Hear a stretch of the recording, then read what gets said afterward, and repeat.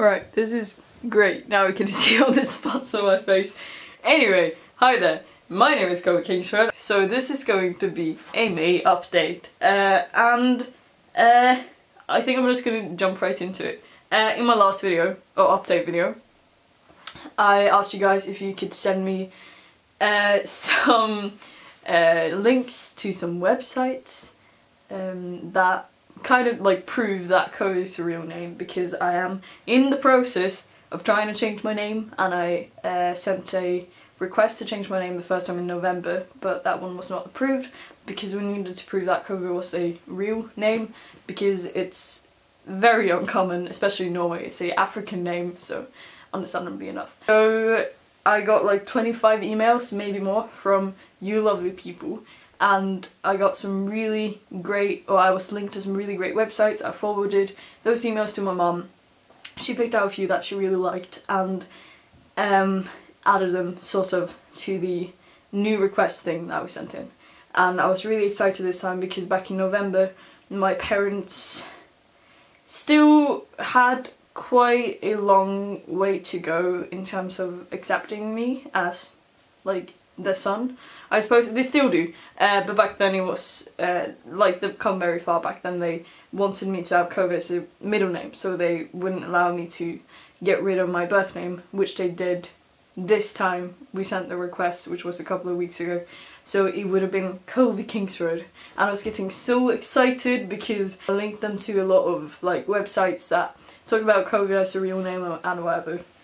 And I was getting really excited because I was like, yes, I'm gonna get my name changed in time for me to finish the school and like graduate the school that I'm in right now, which is like the Norwegian secondary school.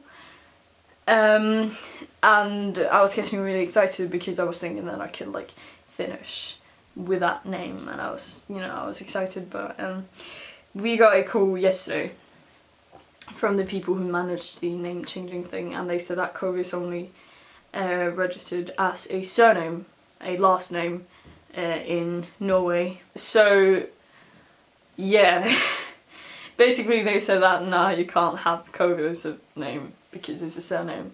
So then you have two surnames and not one first name, and that we can't do that. And that really bummed me out, I'm not gonna lie. I was really let down because I was getting like properly excited about it, and it felt bad because it felt like it's my name. Like it's mine, like that's the name that belongs to me, and they're saying that I can't have that name, and it just really sucks because it's like, not only did I want to get away from my birth name, I just really wanted that name because that is my name. And anything else would be strange. And it feels like they're taking something away from me, although it never was my name legally, but it just sucks, and it made me really, really sad. It made me feel really bad. And I started like invalidating my feelings, like, Kovu, stop being stupid, it's just a name. But like, I guess understandably enough, like changing a name legally is a huge part of the process, like transitioning. Or like, you do whatever you want to do, but for me it really matters.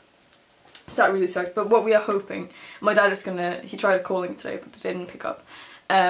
He's gonna try and check if it's possible to get Kovu as a second surname, so that at least I can have it in my name as, for example, a middle name ish, and then I could just use that. So I would have to have another name, first name, something completely new, and I have no idea what it's gonna be. I've been looking at a few names.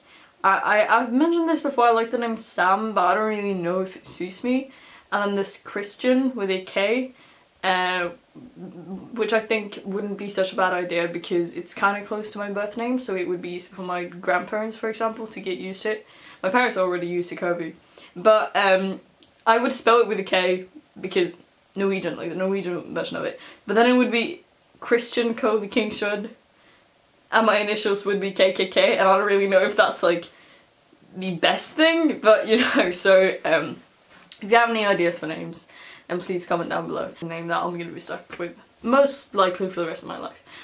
And it's stressful because I need to choose it fast because I'm soon starting a new school after the summer, and I want my name to be like fixed before I start the new school, because that's going to just cause a lot of problems and anxiety for me. So, but yeah, so if you have any names that you think would suit this awkward face, then please comment down below and maybe I could show it to my mom.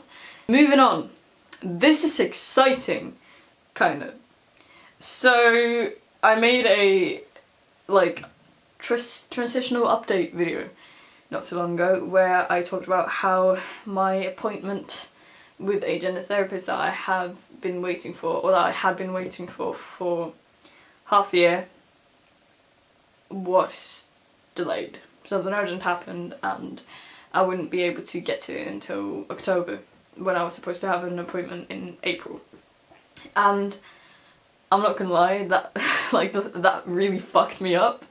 Like the weeks after that, I was so low. Like it was really bad because it just completely like killed my spirit, because I've been waiting for something that felt like an eternity. I know that half a year isn't that long, but that's just from when I went to the doctor and my doctor referred me to that gender therapist who put me on a waiting list. Like I'd been waiting for long before that.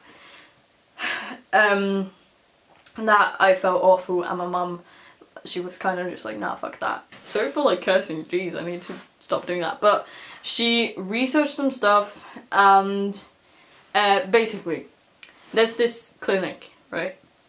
And it's a private clinic, and at the clinic works several people. So there's this one guy who I was referred to, who I was put in a waiting list to, or for. And then there's another guy there who I've talked to once, and he can't really do anything. Like I just talked to him to like let out my feelings, but he can't help me in my transition.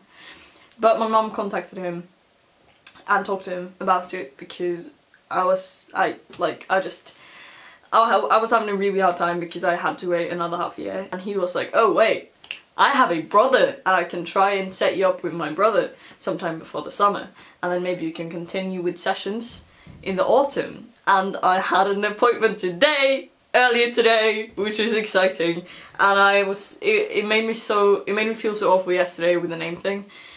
But today we went to the appointment and I was scared, but I was so excited because I was like, I'm doing something with my life, like I'm doing this, like I'm fixing this, like I'm getting somewhere. I felt like I've been stuck in this one place for so fucking long without doing anything at all. But now I'm gonna see a gender therapist and it's gonna be great. Sounds great, right? I'm gonna get to the kind of icky part. But yeah, so we walked in there. I said hi to the guy, which is one of the coolest people I've ever seen. Like, he was really chill, and he was so nice. I really liked him. I'm really picky with people, and I'm really picky with, like, psychiatrists and stuff like that, but he was cool. Like, I really liked him. My mum, she came in with me for the first appointment, or for the first session, and he asked if I could tell him what I wanted to do with this, like talking to him like what did I want to get out of it. And then we talked about the very technical stuff. We talked about hormones and top surgery, and he let me know the pros and cons of it. And then he explained the system in Norway to me, which is messed up, and he said so much shit about it because he really dislikes it because it's just messed up. I don't know too much about it, but maybe when I do I can make a more informational video about it later, because I'm sure there's some trans guy in Norway who also wonders how the system works. But to be able to get your transition costs covered, there's a lot of stuff, and it's kind of messed up, and the people who are in it, they're not the right people, and they are obligated to get professionals, but they don't for some reason. But they don't, like, no one, he even said himself that no doctors in Norway dare to talk about gender and sexuality. So that really sucks. The people who are supposed to help us, they don't know that much about it apparently, and there are like 3 people in Norway who do, and they're really picky with people, because if you don't fit the transgender stereotype, then it's like, nah, goodbye. And then he asked me if I could talk a bit about myself and just introduce myself and talk a bit about how I experienced being in my situation. We also talked about diagnosis and how to get the diagnosis for transsexuality, but he said himself that like in the book, in the diagnosis book that he follows, it's kind of old. They are writing, that's the one for Europe, and then there's a different one for America. But they are writing a new one, and then transsexualism isn't classified as a mental illness in the new book that's coming. Anyway, yeah, so he asked me if I could talk a bit about myself.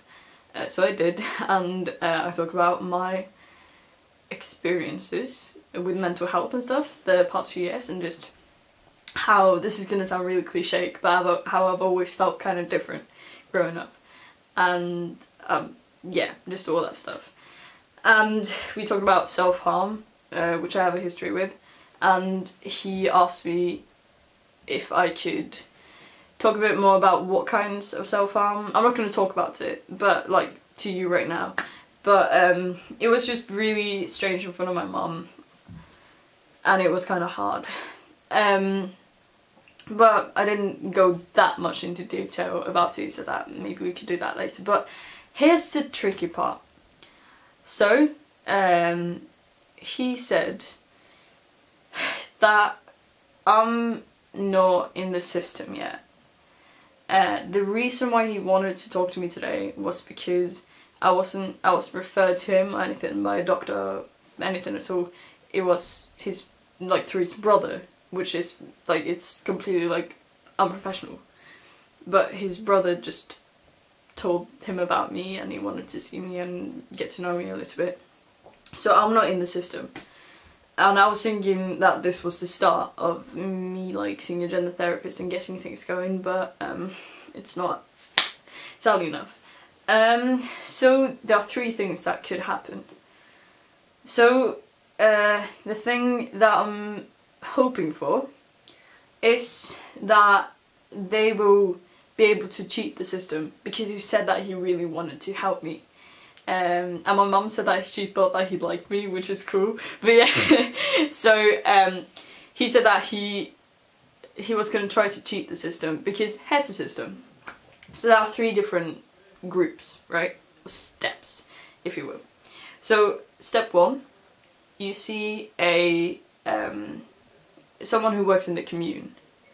So very public. So for example, a doctor, my doctor, or well, there are like maybe one psychiatrist in every commune who work in this, like, step one type thing. But yeah, so here are the very public people, for example doctors, normal doctors. And then doctors can refer you to the second group, which is, for example, BUP, which is the youth psychiatric thing in Norway. And then the BUP can refer you to the third group, which is at the place the guy I talked to today works. Thing is though, I have already been referred to BUP almost 1 year ago, and they did not want to work with my case, I suppose, because they said that it wasn't urgent enough. Which is confusing. Basically they said that my problems would be solved if I just talked to someone, like a psychiatrist. But that doesn't make sense, because it's not like I need therapy for depression. I need therapy, I need to transition. Like that's what I need to do. And they didn't want to help me with that. And then, like, BUP is supposed to refer you to the place I went to today, but BUP won't let me into their system because they said that it wasn't urgent enough, which my mum said, and my doctor, who got really angry, and the guy I talked to today, they all said, they were like, yeah, BUP, they don't have anyone who specialises and knows stuff about gender. That's why they said that it wasn't urgent enough, because they don't know what to do, which they are obligated to figure that out, because they are like a really proper thing. And I could go into a rant about how they control what's going on in the main hospital in Norway and with the free transitioning stuff, but I'm not going to right now. But yeah, so what he would ask his boss if it was okay, because he don't have any medical records or anything, so I asked him if my doctor could just refer me to him, but again he said that it wasn't possible because of the second step with BUP and everything. But yeah, he don't have any medical journals records, I don't know. But he said that he was going to talk to his boss and see if he could let me in, because there too there are waiting lists and there are stuff you need to go through to be let in. But yeah, again, he's going to talk to his boss and ask if he could just take me in as one of his patients without any being referred from BUP or, you know, anything. So that's the thing I'm hoping for, and that's the thing that he's hoping for as well. Second thing that could happen is that sorry, is that he starts working privately and takes my case privately. Thing is though, this would take a while because he needs to first get up on his feet, or get on his feet, because he has never worked privately before, so he doesn't really know how it works and he needs to figure it out, and that will take time. Third thing that could happen is that I will again be referred somewhere else. Which I'm tired of. I'm tired of being referred to fucking everywhere and no one being able to take me in and work on my case with me, and there's a lot of waiting, and every time like I'm this close I'm let down. Like, it really sucks, and I'm just tired of being on waiting lists and feeling like nothing is happening, and then getting my hopes up, and then, you know, like I just want to start, like I just want to do something. So I'll get to know that in like 2 weeks or so, and yeah. Now over to the third thing I wanted to talk about. So I am going to transition privately, because again the system is kind of messed up, plus there are extremely long waiting lists and I can't wait that long because my mental health is, like, dysphoria is really taking a toll on me. When you transition privately you get nothing covered, so you need to pay for everything yourself, and I mentioned this in another video, but yeah, I don't like the idea of this, to be honest, but I mentioned it and you guys said that it's fine. I made a GoFundMe page. I think it's like gofundme.com/Kovuisaunicorn or something. I'll leave the link down below. I don't really like the idea of taking money from people, and I know that there are a lot of people who like need this more than me, I suppose, but it's just, my brother said that it probably wouldn't hurt to put up one. So if you want to donate, that's awesome, and I'm so grateful. If you just want to share it, then that will also help me out a lot. And if you don't do either thing, like, don't worry about it. But yeah, I'll leave the link down below.